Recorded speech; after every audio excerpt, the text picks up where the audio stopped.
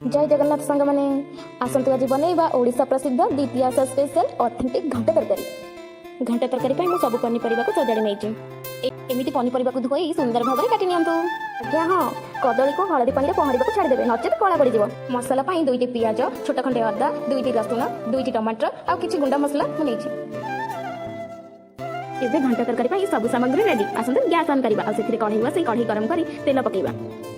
तेल गरम हेले से गाजर बीट को पहरिबा को छाड़ी देबा।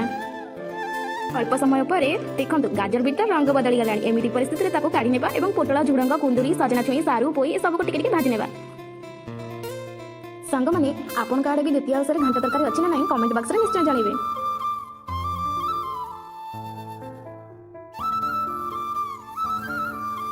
एबे आसंतु आमे कढ़ई रे सोरिष तेल पकेइबा। सोरिष तेल गरम हेले सेतिरे चीनी टिके पकेइबा।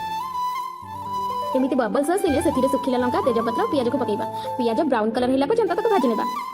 एते सेथिरे अदा रसुन रो पेस्ट को पकाई टिके एपट सेपट करि नेबा। तापरे सेथिरे गुंडा मसला जेमिति कि हळदी गुंडा, जीरा गुंडा, curry powder, Kashmiri chilli, tomato puree, लंका गुंडा को देई अल्प अल्प पानी देई भलो भाबरे कसी नेबा जेमिति सेथिरे कंचा बासना चली जिवो।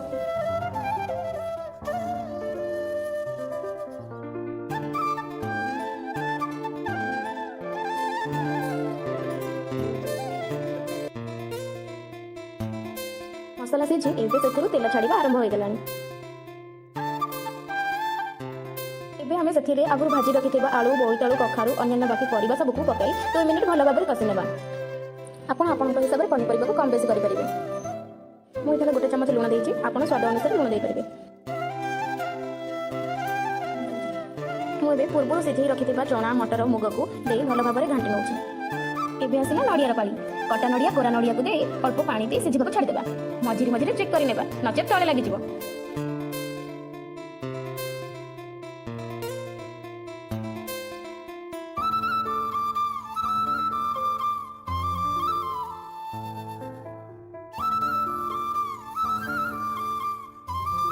5-6 घंटा ओ को मु एमिति छोटा छोटा पीस करी काटी नैछि। ओ को मु टिके छेची नैछि जल्दी सिझिबा पई। आपण चाहि सेमति मध्य पकई परिबे।